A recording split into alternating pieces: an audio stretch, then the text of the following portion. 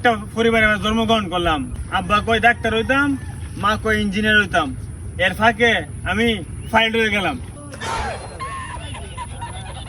আরে বেটা আমি তো একটা ভাবনা চিন্তায় আছি বেটা। বাপে এরকম একটা ব্যবসা ধরে দিছে, আমার লাইফ বেটা সেটআপ হয়ে গেছে বেটা।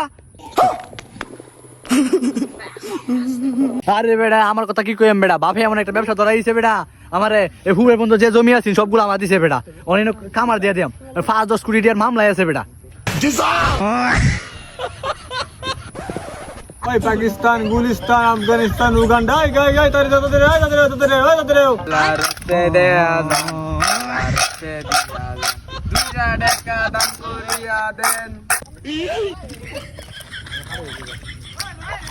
বাপে আমার এটা কি কাম দিছে, আমি আরো বন্ধুদের কইছি 5-10 কোটি টাকার মামলায় আছে আমার।